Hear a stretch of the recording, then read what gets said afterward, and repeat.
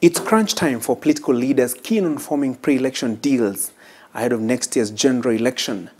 And to help us make sense out of what is happening in the political scene, the negotiations that are going on between various political leaders, is a political scientist, Mutahi Ngunyi.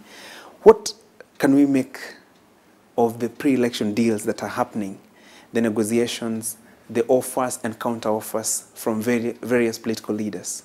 Only one position can be offered, in my view. That's that of Deputy President. Everything else being offered is a lie. Because being offered Deputy Speaker, Majority Leader, all of that is not important. You cannot go to the bank with that. The only bankable position that anyone can offer is that of Deputy President.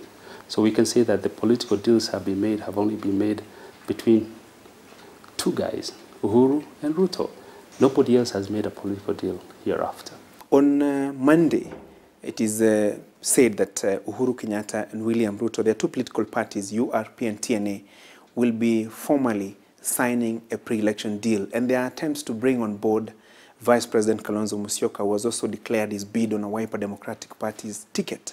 And a number of slots, cabinet slots, being offered as a sweetener to the position of Speaker of the National Assembly that he has been offered in the pre-election arrangement. Does that deal make sense to Kalonzo? Is that an offer that Kalonzo can take and say, this is good for me? Kalonzo cannot accept that deal.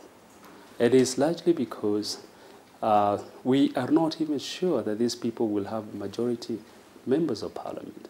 Kalonzo has three choices. Choice number one, to go it alone. If he does that and he doesn't win, he can have other choices. Second choice, that's the best choice for him, is to run for this position with Raila Odinga.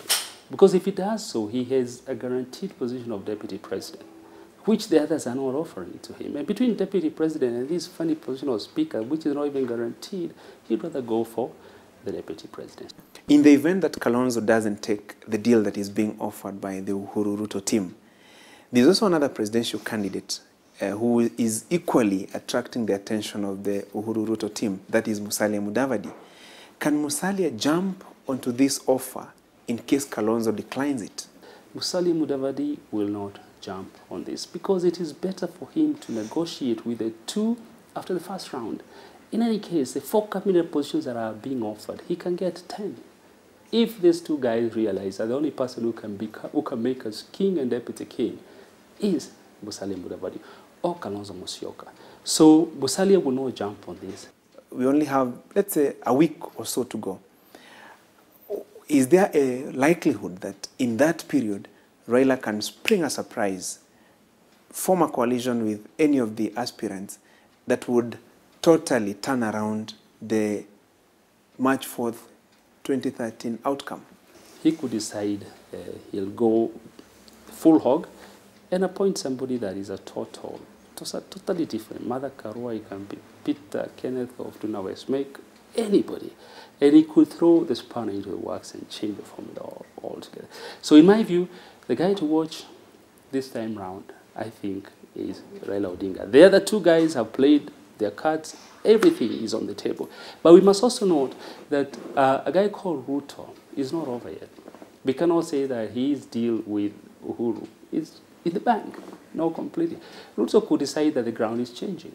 And he could say, forget about this Uhuru guy, although they have rallies all set. And he could pull the rug from underneath his feet and go with Raila. And if that happens, Uhuru is left completely lost. And by the way, I think that would make for very good politics if it was to happen. What are the options for one Eugene Wamalwa, who is also in this race on a new Ford Kenya ticket? You can never buy a politician, never. You can only rent one. And this is a story of Eugene Wamalwa. He had never been bought. They tried to buy him. It never happened. They only rented him.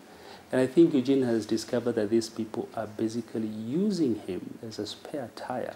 And as a result, he's decided, forget about it. I will not be surprised if Eugene Wamalwa goes with Raila Odinga. He either takes the deputy, or rather he takes the speaker's position as being offered to Kalonzo Musyoka, which is inconsequential as it were, or he can go to Raila and say, give me this position. I'm youthful. You know, so it doesn't look like it's a coalition of dinosaurs between Kalonzo and Raila. At least I'm young. And if he is offered that position, he can go with that. So I think Eugene Wamalwa, for now, we can say is still in the woods. We do not know what direction he will go. Good. Thank you very much. Cheers. Asante. Let us see what will happen, but it is not over until it is over. You never know. Let's see Monday.